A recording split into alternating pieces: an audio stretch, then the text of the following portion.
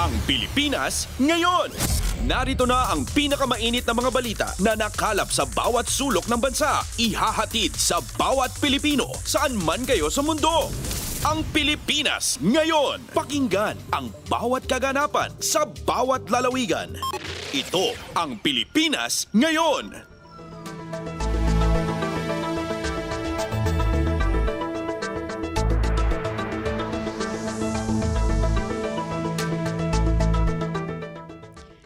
Magandang araw sa ating mga tagapakinig. Welcome po muli sa ating programang Ang Pilipinas Ngayon. Napapakinggan po ninyo saan mang bahagi ng mundo sa pamamagitan ng ating himpilang Radyo Pilipinas World Service ng Presidential Broadcast Service. Napapakinggan po tayo sa mga sumusunod na shortwave frequency sa 9.960 MHz, 12.120 MHz, 15.190 MHz sa ating audio streaming website bbspbs.com at sa ating official Facebook page Radyo Pilipinas World Service. Ito po si Bea Gaza. Samahan po ninyo ako sa kabuuan ng ating programa ngayong araw. Kapapalooban pa rin po ng mga mahahalagang balita mula dito sa ating bansa. Kasama na ang mga segmentong business, sports, showbiz, at ang mga ulat mula sa iba't ibang rehiyon ng Pilipinas. Antabayanan po at sa inyo na sa ilang sandali ang kabuuan ng ating programang Ang Pilipinas Ngayon. Mga kaganapan sa Kamaynilaan at mga kalapit na lalawigan dito sa Ang Pilipinas Ngayon.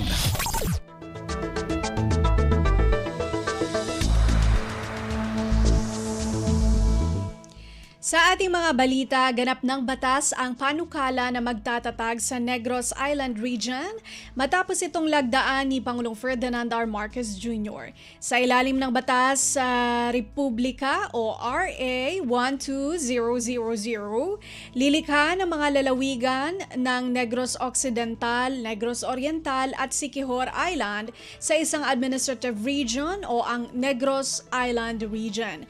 Dahil dito, sinabi ni Pangulong Marcos na inaasahan na ang paglago sa socio-economic ng bansa sa buong bagong tatag na rehiyon para sa kapakanan ng mga Negrense. Samantala, naisabatas na rin ang Real Property Valuation and Assessment Reform Act o RPVAR Act o RA number 12001. Ayon kay Pangulong Ferdinand R. Marcos Jr., mahalaga ang batas na ito para mapaganda ang sistema ng pangongolekta ng buwis sa bansa. Sabi ng punong ehekutibo kasama ito sa 8-point socio-economic agenda ng administrasyon.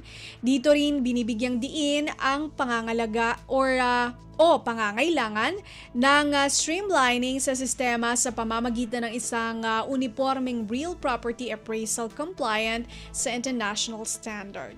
Narito si Pangulong Ferdinand R. Marcos Jr. I'm happy to be here in your company today because we confirm our collective earnestness in driving the nation forward. Today we sign into law two bills, the Negros Island Region Act of the NIR Act and the Real Property Valuation and Assessment Reform Act. These move us closer to attaining the vision of a resilient and a progressive and newer Philippines. First, we have the NIR Act, the law establishing the Negros Island Region. This will not only unify the provinces of Negros Occidental, including the city of Bacolod, Negros Oriental, and now Siquijor. This union is long overdue and makes very practical sense, especially in the Negros Island, where people are located on one island but are governed under separate administrative regions. So for decades now, Negrenses have endured the rigors of sea travel, unnecessary expenses, bureaucratic red tape, inefficiency that this arrangement has brought, especially when there is a need to urgently access government services from regional centers on other islands. Equally glaring is the uneven growth and the disparity of funding between the two provinces, which share many of the same natural resources and industries, such as sugar, tourism, renewable energy. Today, thanks to the work of our legislators, The new Negros Island region will be a bulwark of greater growth, as well as a conduit for more effective and efficient delivery of essential services in the region. We envision as well the NIR as one of the centers of development in the Visayas, further accelerating socio-economic development for the millions of Negrenses and providing strategic convergence regarding resources, investments, and economic planning. Indeed, in unity there is always strength, and that is what we are building.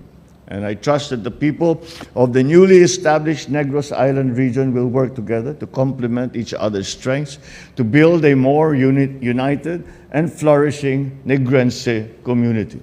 And this is something that the national government will have to play a very large part in, and we pledge that assistance so that we can bring this new region up to speed as quickly as possible.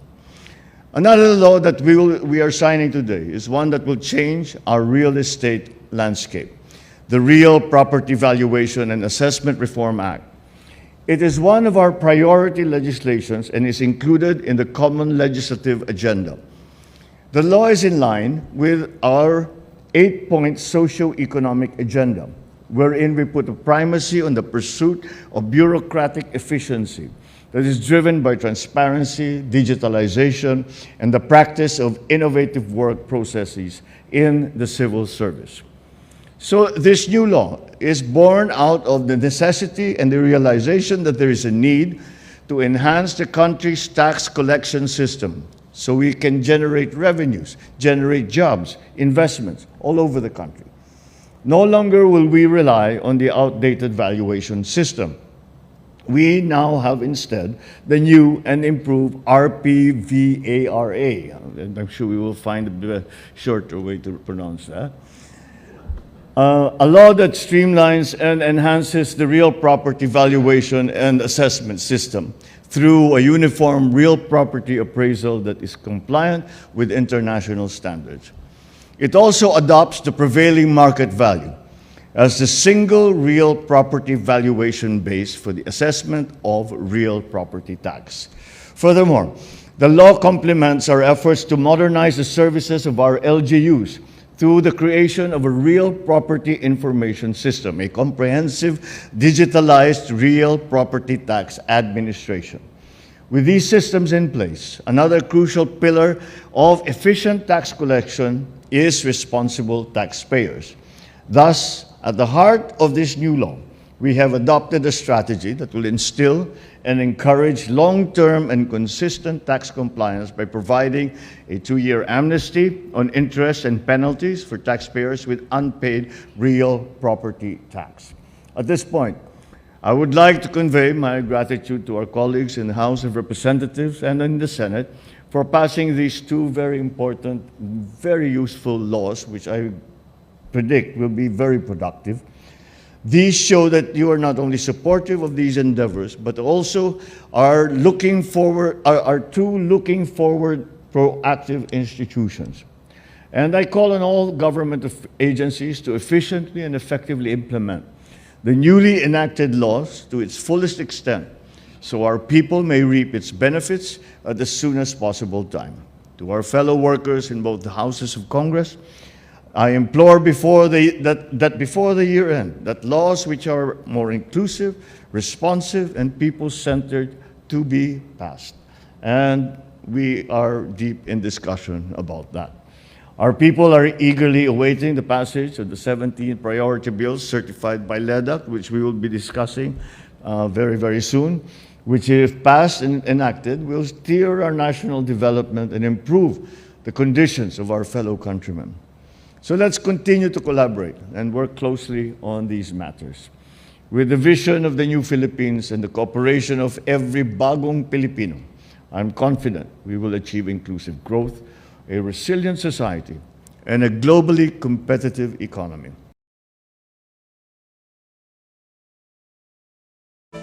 Si Pangulong Ferdinand R. Marcos Jr. Pasada ng mga balita mula sa Pilipinas para sa mga Pilipino saan man sa mundo. Ang Pilipinas ngayon. Finance Secretary Ralph Recto ikinatuwa ang pagsasabatas ni Pangulong Ferdinand R. Marcos Jr. ng Real Property Valuation and Assessment Reform Act. Si Melanie Valdos Reyes sa report. Ikinatuwa ni Finance Secretary Ralph Recto ang pagsasabatas ni Pangulong Ferdinand Marcos Jr. ng Real Property Valuation and Assessment Reform Act. Layo ng batas na magtatag ng isang makatarungan, patas at mahusay na sistema na magpapahalaga sa real property sa Pilipinas na nagbibigay ng kapangyarihan sa mga local government units na maging financially self-sufficient.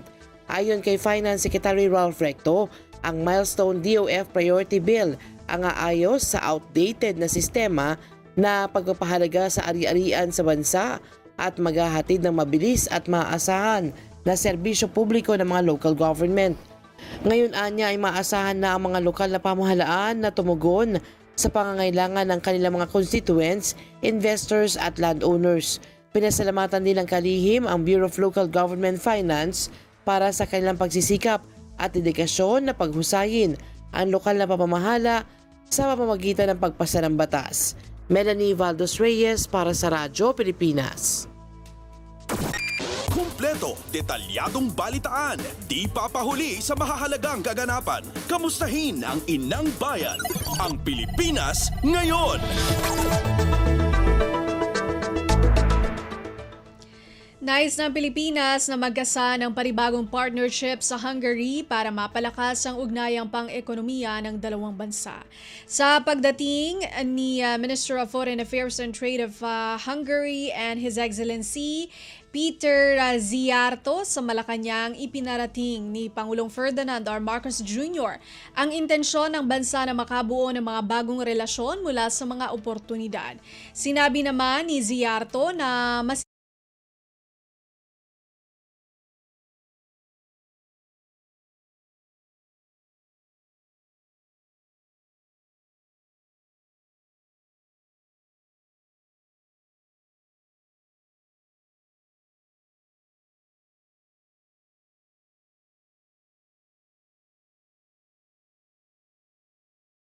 extrajudicial killings. Pasada ng mga balita mula sa Pilipinas para sa mga Pilipino saan man sa mundo. Ang Pilipinas ngayon.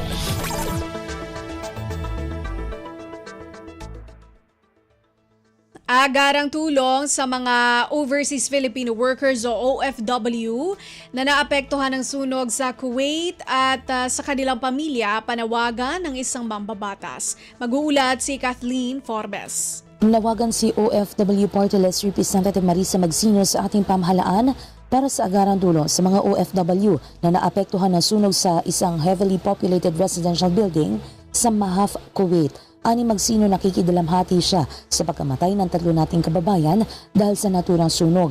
Mahalagaan niya ngayon na maramdaman agad ng mga OFW at kanilang pamilya ang kalinga ng ating pamahalaan. Panawagan ito sa ating embahada sa Kuwait, DMW at OWA na maabutan ng tulong ang mga pamilya ng mga pumanaw na OFW, medical assistance para sa mga nasa kritikalang kondisyon at pansamantalang matitirhan para sa mga nakaligtas sa sunog. Nakahanda rin anya ang OFW Party List sa anumang tulong na kakailanganin ng ating mga naapektuhang OFW at kanilang mga pamilya. Kasabay nito ay hiling ni Magsino na magabayan ang mga OFW sa pagpili ng kanilang matitirhan sa kanilang host countries upang maiwasang maulit na ang naturang insidente.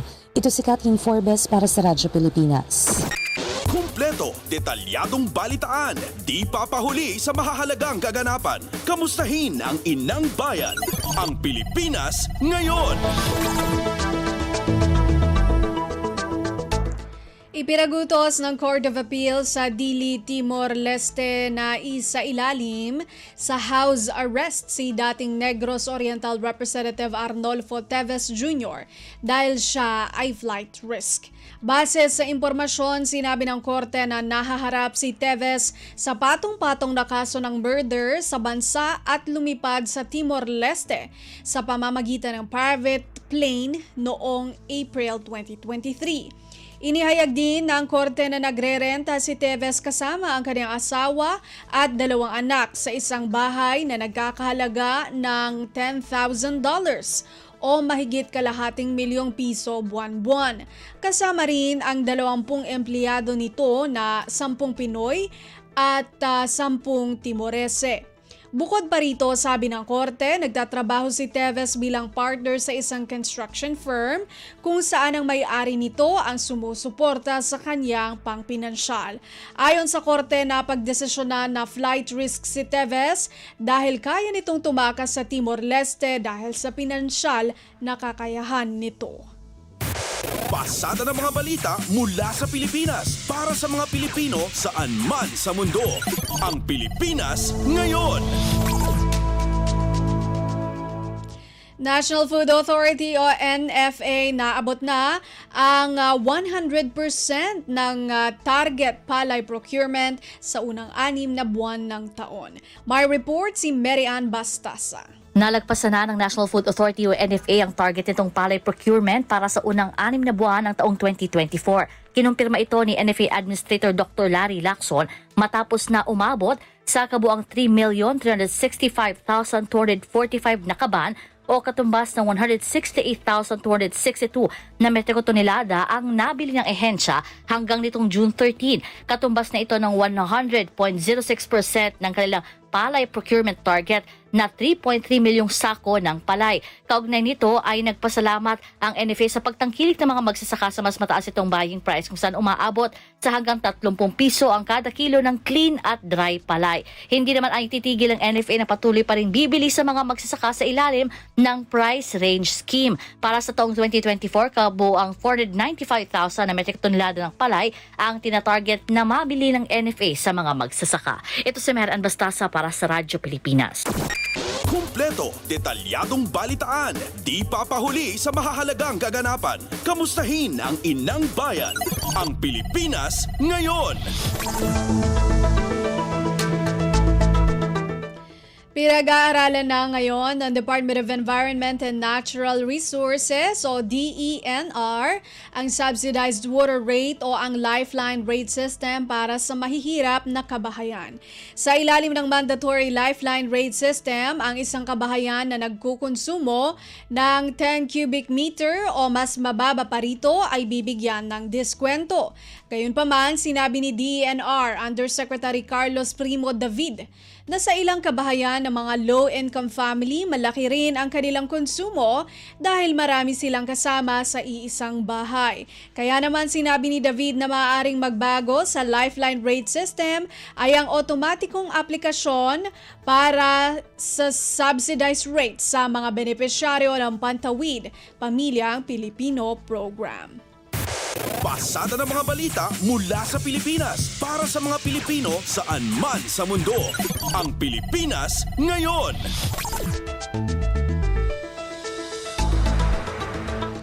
National Security Council o NSC nagsasagawa ng sariling pag-aaral sa posibleng implikasyon ng mga Philippine Offshore Gaming Operations o POGO sa pambansang seguridad. Ang ulat mula kay Leo Sarne. Nagsasagawa ng sariling pag-aaral ang National Security Council o NSC sa posibleng implikasyon sa pambansang seguridad ng Philippine Offshore Gaming Operations o POGO habang sinusubaybayan ang investigasyon ng Senado sa mga ito.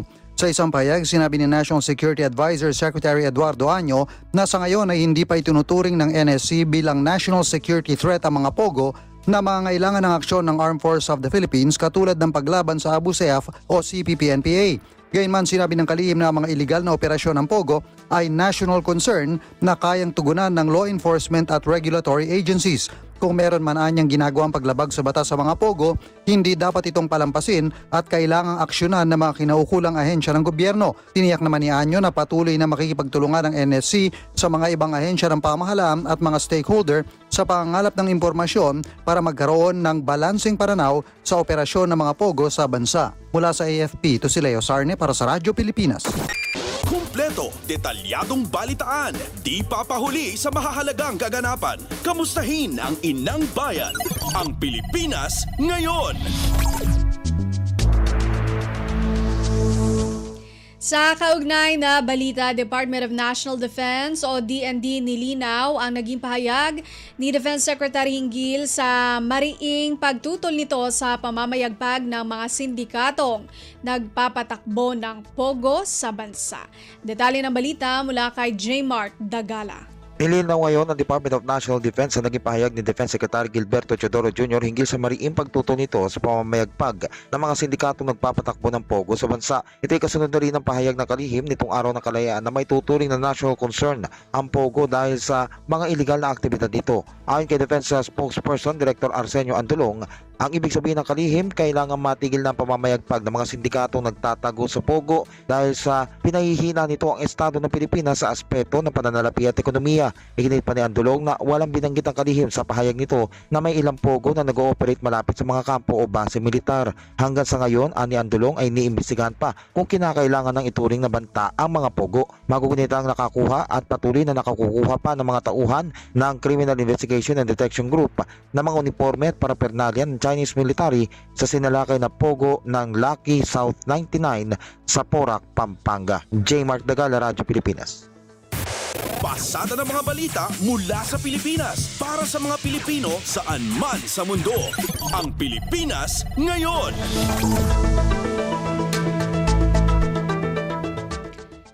Department of Social Welfare and Development o DSWD Secretary Gatchalian nakipagpulong na sa Meta Philippines o Meta PH kaugnay ng mga kaso ng bentahan ng mga bata online. Nakipagpulong na si DSWD Secretary Rex Gatchalian sa mga kinatawan ng Meta Philippines, mother company ng Facebook, para resolbahin ang dumaraming kaso ng bentahan ng bata online.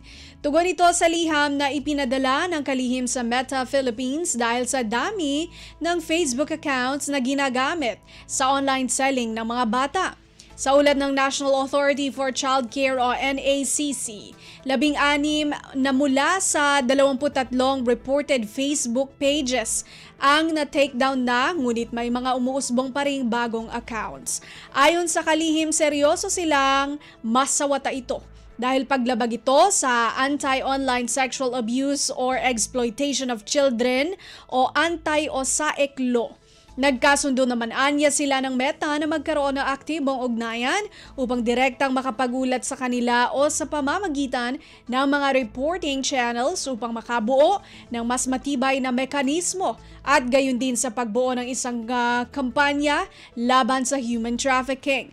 Kaugnay nito, inatasan na rin ni Secretary Gatchalian si NACC Undersecretary Janela Estrada na agad bumuo ng team na tututok sa online baby selling.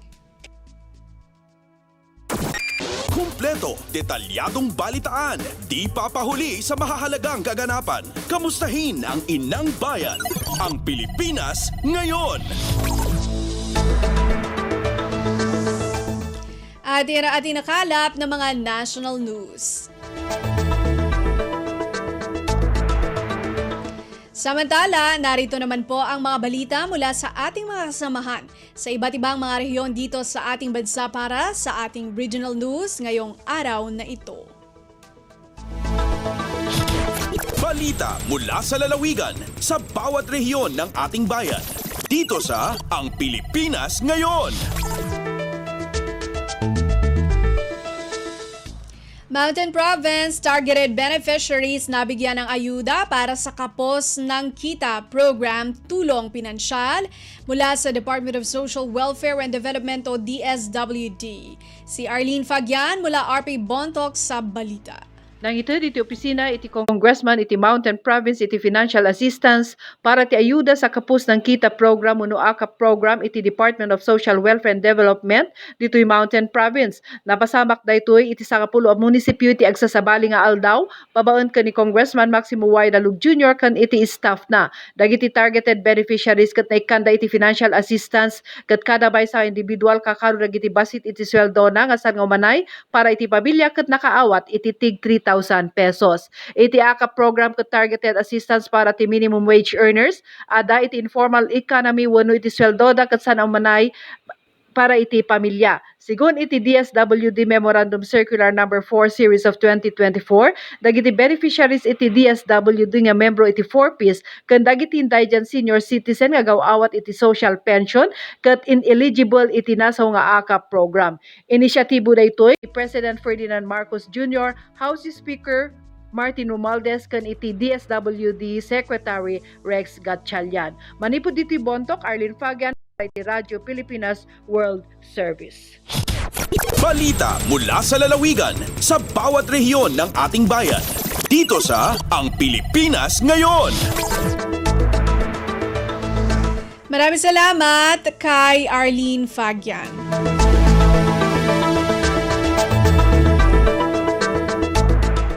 Distribusyon ng libreng binhi ng palay para sa mga magsasaka ng Tabuk City, matagumpay na ginanap. Ang detalye mula kay Amelia Bumatnong ng RP Tabuk. Naisayangkat iti may kadwabat iti distribusyon ti libre apin iti palay kadagiti mannalon ti syudad ti Tabuk iti June 13 iti Tabuk City Gymnasium. Dahito ket indaulwan iti Department of Agriculture Philippine Rice Research Institute wenno PhilRice Isabela karaman iti DA-CAR ken iti Office of the City Agriculturist. Sigun kini Science Research Specialist 1 Eugene Agudong ti PhilRice Isabela, dahito ket parte iti Rice Competitiveness Enhancement Fund wenno RCEF program iti DA PhilRice. Gandat iti programa nga ipaay iti assistance kadagiti mannalon kas iti seed development, farm machinery ken extension services.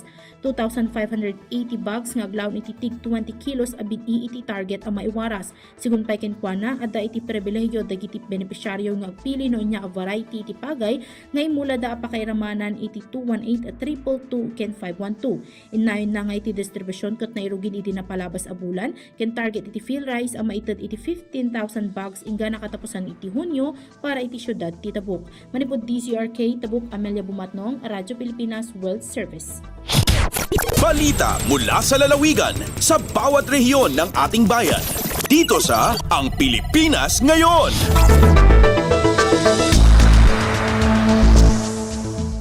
Maraming salamat, Amelia Bumatnong.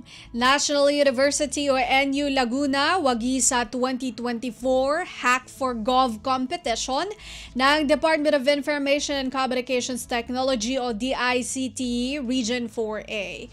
Magbabalita si Mara Grezula ng RP Lucena. Itinanghal na kampyon ang grupong 200 OK ng National University o NU Laguna sa kauna-unahang Hack for Gov Regional Competition ng DICT Calabarzon na isinagawa sa Batangas kamakailan. Ayon sa pabatid ng DICT 4A, 12 grupo ng mga estudyante mula sa iba't ibang pamantasan sa rehiyon ang lumahok sa kompetisyon na naglalayong mapataas ang kamalayan tungkol sa kahalagahan ng cybersecurity at magbigay ng hands-on experience gamit ang techniques na ginagamit sa virtual world. Tampok dito ang serye ng challenges at scenarios na nagsasimulate ng real-world cyber threats sa iba't ibang kategorya tulad ng network security, web security, cryptography at incident response. Ang NU Laguna ang kakatawan sa rehiyon sa national level ng kompetisyon na gagawin sa Oktubre. Samantala nakuha ng grupong LSPU Firifax ng Laguna State Polytechnic University Siniloan Campus ang ikalawang pwesto habang nasungkit ng Amayer team mula sa AMA Computer College East Rizal ang ikatlong pwesto.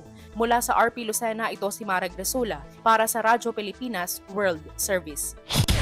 Balita mula sa lalawigan sa bawat rehiyon ng ating bayan.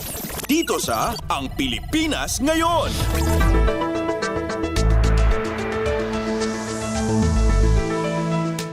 Maraming salamat, Mara Grezula. Department of Agriculture o DA hinihikayat ang natitirang 5% ng mga magsasaka at mangingisda sa Palawan na magparehistro sa ilalim ng Registry System for Basic Sector in Agriculture. Narito si Jillian Faye Ibanez ng RP Palawan. Ganya umandadi iyang Department of Agriculture sa probinsyang Palawan na mga maniguma, manig pangisda nga magparehistoran sa idalami ang Registry System for Basic Sector in Agriculture o RSBSA. Ingko ni RSBSA Palawan Coordinator Maricris Rivera nga agabot danda sa kabilugang 95% iyang mga maniguma ang sa dadiya ay rehistradoran. Makunta na, may kaparyo diyang sobra sa 8,000 ka mga talpulano sa enterong probinsya. Katuyan sa RSBSA nga magkatineri lihitimong listahan ang updated profile ng mga manig-uma ig manig-pangisda sa Palawan ig nasyon ng Pilipinas kabilang ang mga impormasyon sa mga oruman ig parangisdaan papakon sa tamang pag-implementarya mga proyekto, programa, aktibidad ig interbensyon nga adadapat sa sektor. Alindigi sa Puerto Princesa, Palawan, Jillian Ibanez, Radyo Pilipinas. Balita mula sa lalawigan sa bawat rehiyon ng ating bayan. Dito sa Ang Pilipinas Ngayon.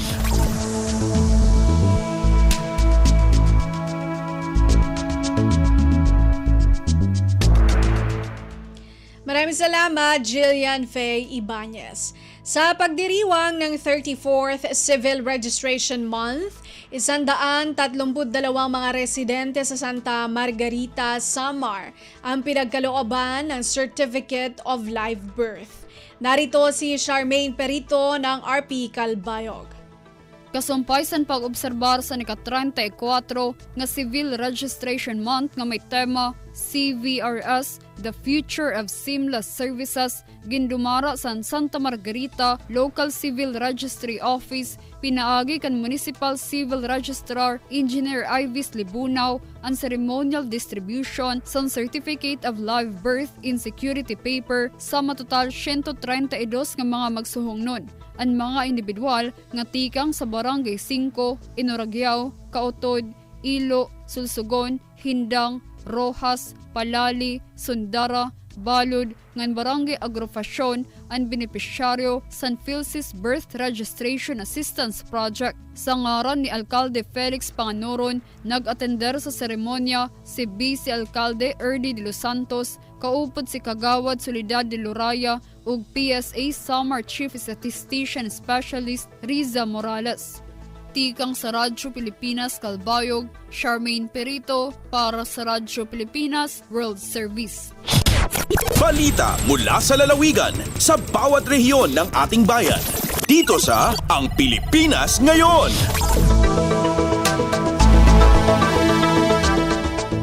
Maraming salamat kay Charmaine Perito. Department of Environment and Natural Resources or DENR Surigao del Sur nagsagawa ng Inter-Office Fund Quiz Professionals bilang bahagi ng pagdiriwang ng Philippine Environment Month nitong Hunyo. Pagbabalita si Nerissa Espinosa ng RP Tandag. Nagpahigayon ang Department of Environment and Natural Resources o DENR Surigao del Sur o Inter-Office Environment and Natural Resources Fund Quiz Professionals isip kabahin sa padayon nga selebrasyon sa 2024 Philippine Environment Month ning bulan sa Hunyo og ang ika-37 katuig anibersaryo sa DENR ilawom sa tema nga Our Environment, Our Future. Nagkadaiyang mga ahensya sa gobyerno o uban pang mga stakeholders ang ni-partisipar sa maong kalihukan, kundi nagkampiyon ang Philippine Information Agency o PIA Surigao del Sur Infocen, gisundan sa Surigao del Sur PNP o ang ikatulo mao ang Penro LGU. Ang DENR Surigao del Sur gipanguluhan kini ni Penro Adelfo Luengas Jr. Gikan sa RP Tandag kini si Nerissa Espinosa alang sa Radyo Pilipinas World Service. Balita mula sa lalawigan sa bawat rehiyon ng ating bayan. Dito sa Ang Pilipinas Ngayon.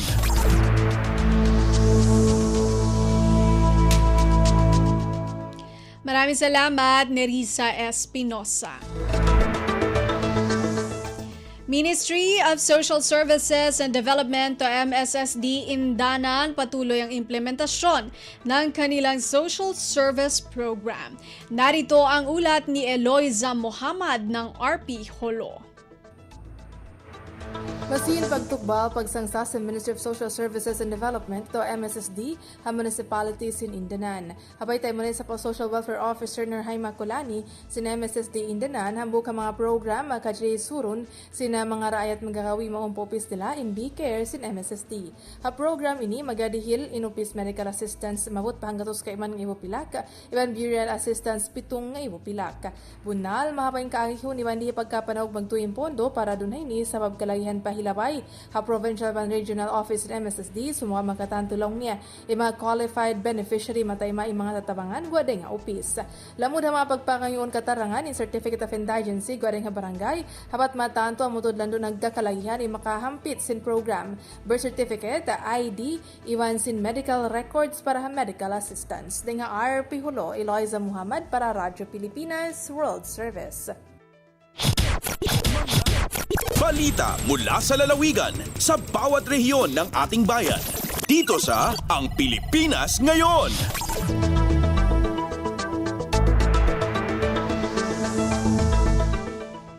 Maraming salamat, Eloisa Muhammad. Narinig po ninyo ang kabuuan ng mga balita mula po sa iba't ibang lalawigan dito sa Pilipinas sa pamamagitan po ng ating regional news. Samantala, susunod naman po ang ating balitang negosyo at kalakalan at balitang pampalakasan mula kay Leo Magpayo. Lagay ng ekonomiya, kalakalan, negosyo at iba pa. Atin ang alamin dito sa Ang Pilipinas Ngayon. Magandang araw. Narito na po ang Balitang Business. Inaasahan ng Department of Transportation o DOTR na makukumpleto ang 30 taon na Railway Master Plan pagdating ng katapusan ng taon. Sinabi ni Transportation Secretary Jaime Bautista na ang Japan International Cooperation Agency o JICA ang gumagawa ng buong pag-aaral at posibleng matapos na bago magtapos ang taon.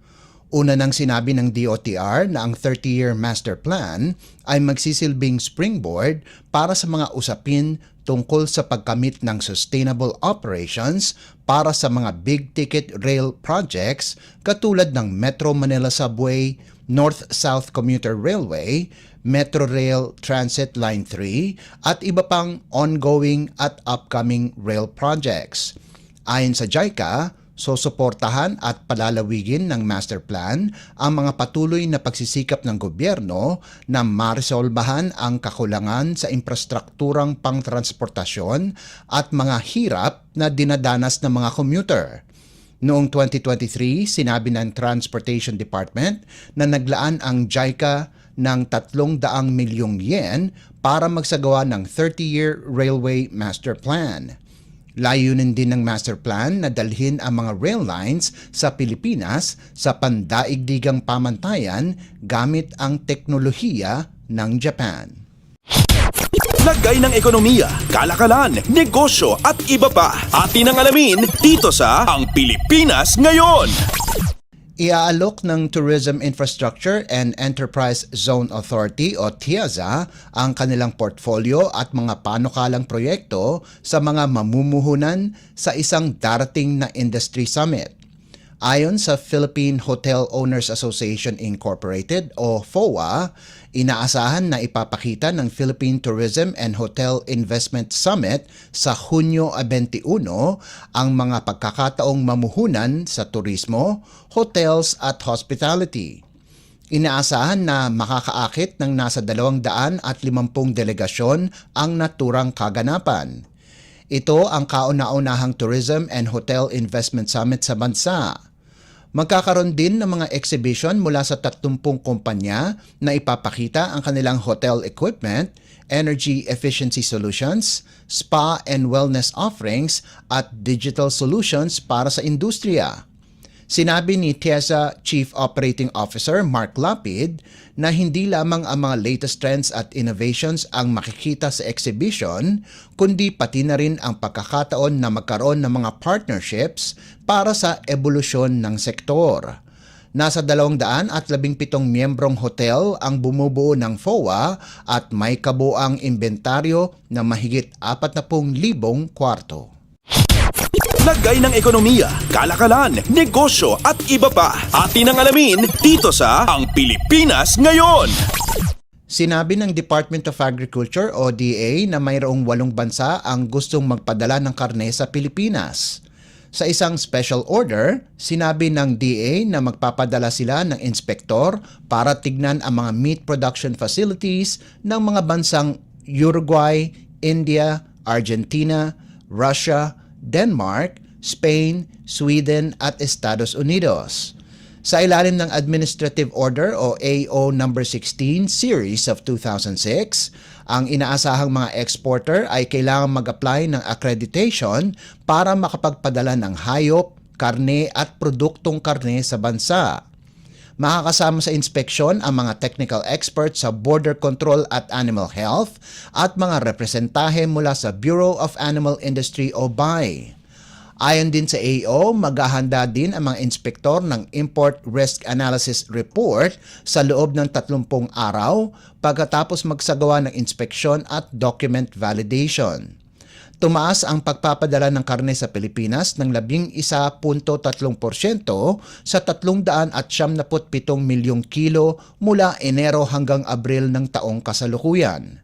Ayon sa ulat ng BAI, pinangungunahan ng karne ng baboy, manok at baka ang pinapadala sa bansa. Lagay ng ekonomiya, kalakalan, negosyo at iba pa. Atin ang alamin dito sa Ang Pilipinas Ngayon. At para naman sa sports balita, Updates at pinakahuling mga usapin sa mundo ng palakasan. Atin ang pakinggan dito sa Ang Pilipinas Ngayon. inaasahan na tututok ang Gilas Pilipinas sa kanilang pagsabak sa FIBA Olympic Qualifying Tournament na gaganapin sa Hulyo sa Riga, Latvia. Magkakaroon ng ilang tune-up games ang Gilas sa Europa, pero bago nito ay magkakaroon ng masinsinang ensayos ang koponan sa Inspire Sports Academy sa Calamba, Laguna sa Hunyo 21. Ayon sa Samahang Basketball ng Pilipinas o SBP, magkakaroon ang Gilas ng tune-up game sa Turkey sa Hunyo 27 pagkatapos ng kanilang training camp. Sinabi ni Gilas head coach Tim Cone na dahil mga taga-Europa ang kanilang mga kalaban sa qualifiers, nais niyang makalaban ang ibang European teams para makita ang kanilang galawan nang sa gayon ay makapag-adjust ang kanyang tropa. Napabilang sa Group A ang Pilipinas kasama ang bansang Latvia at Georgia, habang nasa Group B naman ang bansang Brazil, Cameroon at Montenegro. Ang miyembro ng Gilas ay pinangungunahan nina naturalized player Justin Brownlee, 7-time PBA Most Valuable Player Junmar Fajardo, reigning MVP Scottie Thompson at reigning UAAP MVP Kevin Kembao. Kasama din sa Gilas sina Chris Newsom, CJ Perez, Dwight Ramos, Calvin Oftana, Kai Soto, Mason Amos, Carl Tamayo, Japeth Aguilar at AJ Edu.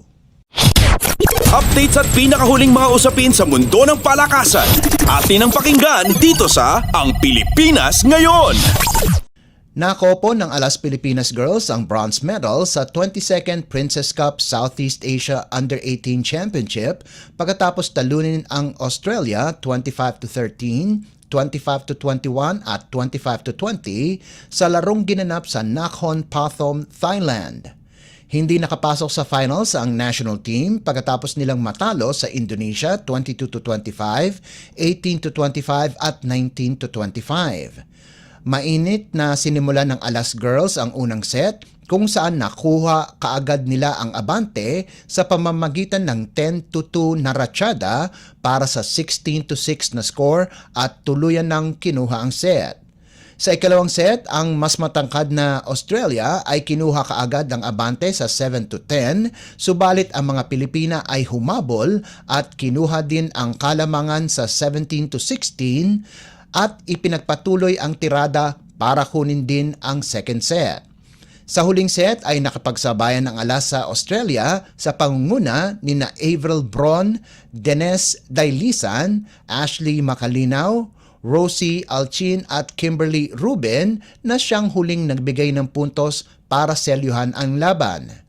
Susunod para sa Alas Pilipinas Under-18 squad ay ang 15th Asian Women's Under-18 Volleyball Championship na nakatakdang ganapin mula Hunyo 16 hanggang 23 sa kaparehong venue sa Thailand. Updates at pinakahuling mga usapin sa mundo ng palakasan. Atin ang pakinggan dito sa Ang Pilipinas Ngayon. Pagkatapos makuha ang serbisyo ni Renza Bando, patuloy ang pagkuha ng mga matitikas na players ang Strong Group Athletics para sa kanilang kampanya sa William Jones Cup na gaganapin sa Taiwan. Kinuha ng SGA sina Filipino-American guard DJ Fenner at American big man Tahuan Agi para sa kanilang kampanya. Ang 6'6" guard na si Fenner ay nagmula sa Seattle, Washington at produkto ng University of Nevada. Ang 30 anyos na si Fenner, na may lahing katutubong Malabon, ay nakapaglaro na ng profesional sa mga European clubs gaya ng Greece, Hungary, Bosnia, Serbia, Portugal, Poland at the Netherlands.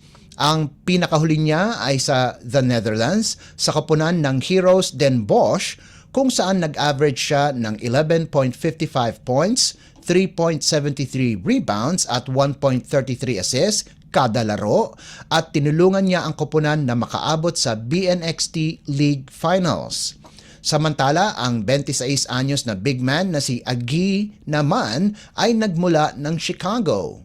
Kahit hindi siya napili sa 2020 NBA Draft, nakapaglaro siya sa Bulgaria, Germany at New Zealand.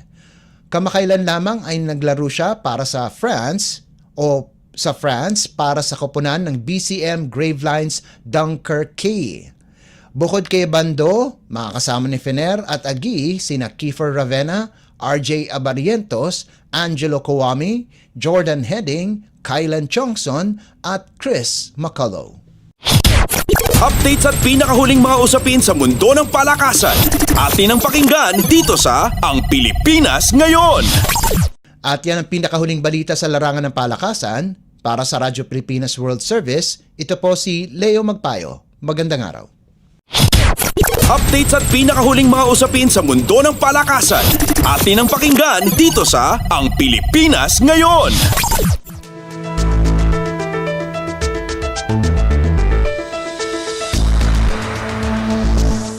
Maraming salamat, Leo Magpayo. Iyan po ang ating balitang negosyo at kalakalan at balitang pampalakasan para sa araw na ito. Ngayon naman dumako tayo sa showbiz balita. Alamin natin ang mga chismis mula sa mundo ng showbiz sa pamamagitan po ng ating kasamang si Mama JT. Ang latest, ang hottest sa showbiz and entertainment. Heto na sa Ang Pilipinas Ngayon.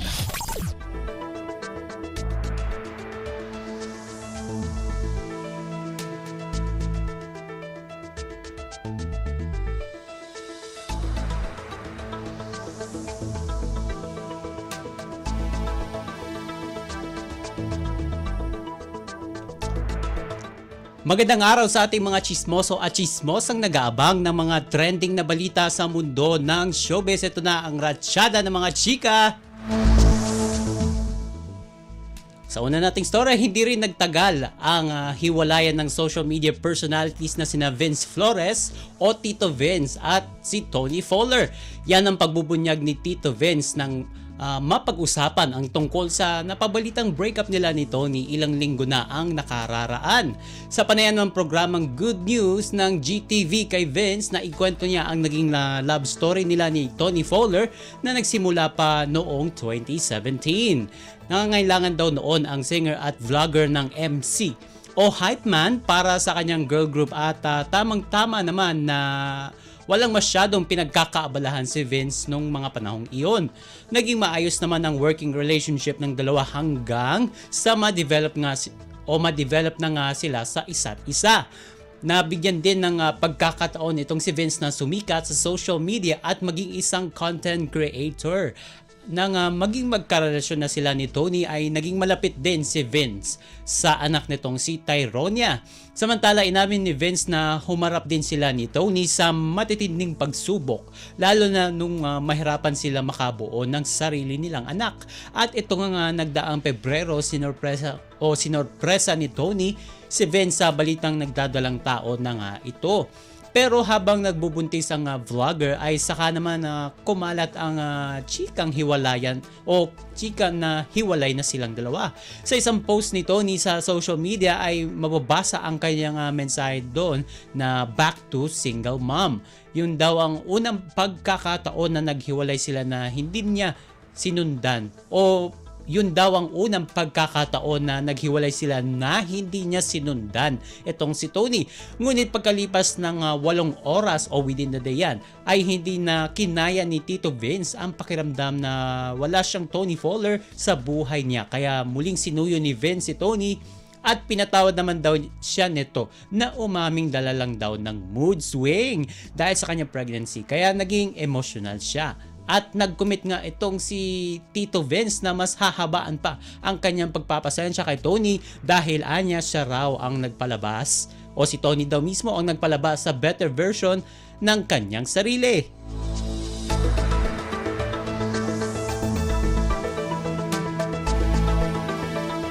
Sa iba pa natin chika for today, nagsalita na ang production head ng Miss Universe Philippines na si Borg Rojas dahil hindi nabayaran ang naging serbisyo ng designer ng trophies na si Jeff Albea. Sa social media post nito noong June 12 ng nasabing trophy designer, ipinost nito ang kanyang reklamo na tila tinakasan siya ng Miss Universe Philippines organization dahil hindi na siya binayaran sa mga tropeyo na kanyang ginawa para sa coronation night ng pageant na ginanap noon pang May 22. Ayon pa sa designer, tila siya na binaliwala ng organisasyon at sinabi pa niya na hindi na niya kailangan pa at wala na siyang balak tanggapin kahit isang kusing mula sa MUPH organization. Ang nais lang daw ni Jeff ay ipaalala sa kanila na bigyan ng respeto ang mga artist na inilaan ang kanilang oras at ibinuhos ang kanilang puso sa paggawa ng artwork. Anya pa, quote and quote, "Please do not let our work be taken for granted." At sinagot naman ni Borg ang social media post ni Jeff at ipinaliwanag na kulang raw sa documentation ang designer kaya hindi na ibigay kaagad ang kabayaran. Paliwanag ni Borg sa isang Facebook post, quote and quote, "Lahat ng suppliers nagpapadala ng billing statement at invoice prior to May 22 para align na lahat. Nauuna bayaran yung nagpapadala agad kasi may paperwork." Dagdag pa niya, hindi siya nakasama sa May 30 cut-off kasi walang papers. Kaya sa June 15 cut-off siya nakasama kasi magkausap sila ng staff. At nilinaw rin ni Borg na patuloy na ang pakikipag-ugnayan ng production staff kay Jeff kahit nung araw na nag-post ito sa social media. Sabay giit na hindi nila tinatakasan ang naturang designer. Iginate rin nito na hindi ang Miss Universe Philippines organization ang nagkamali sa nangyari at muling nilinaw na lahat naman daw ay mababayaran.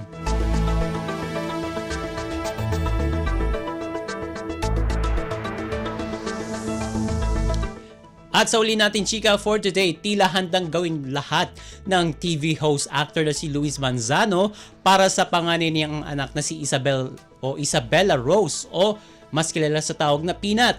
Sa isang episode ng Luis Listens noong June 11, sinariwan ni Luis ang alaala ng kabataan niya kung kailan madalas niyang hindi nakikita ang mga artista niyang magulang. Sabi niya, quote and quote, "Nakita ko to sa mami ko dati nung kay mami at kay daddy na si mami was always busy nung bata ko. As in, bihira ko makita si Ermat. Bihira talaga. Tapos, ang weekends ko kay daddy."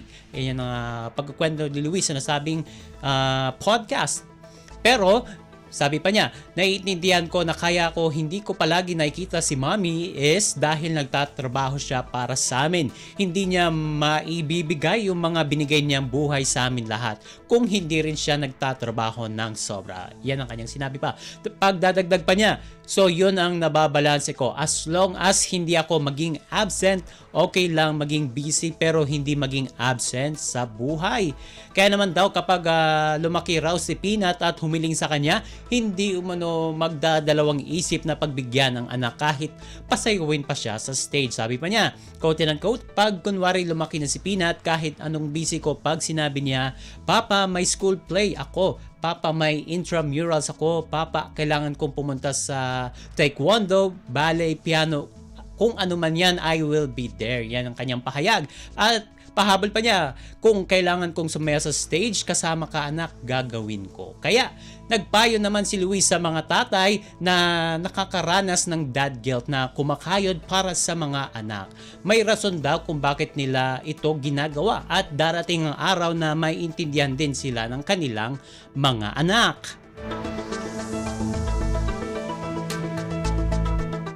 And OMG, wala na tayong oras para sa ating balitang artista. Maraming salamat mga kachismis sa pakikinig sa aking mga chika for today. Ako po si Mama JT para sa Radyo Pilipinas World Service. Ang latest, ang hottest sa showbiz and entertainment. Heto na sa Ang Pilipinas Ngayon.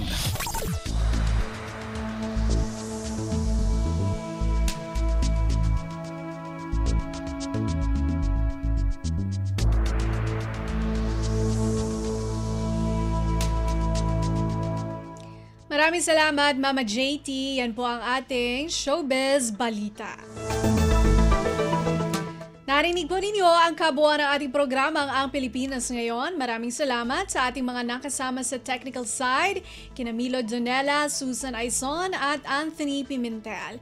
Maraming salamat din sa ating executive producers, Steph Vicente at Jerome Toledo, sa mga nag-ulat mula sa iba't ibang lalawigan ng ating bansa para sa ating regional news. Maraming salamat kay Leo Magpayo na naghatid sa atin ng balitang negosyo at kalakalan at balitang pampalakasan, kay Mama JT para sa Showbiz Balita, kay Erwin Peñano na nakaagapay sa atin, at maraming salamat din syempre sa ating station manager, Mr. Ray Sampang. Hanggang sa susunod na edisyon ng ating programang Ang Pilipinas Ngayon, ito si Bea Gaza. Magandang araw. At yan ang Pilipinas Ngayon. Muling samahan si Ben Blones sa parehong oras at alamin ang pinakahuling mga kaganapan at balita saan man kayo naroon. Ang Pilipinas Ngayon!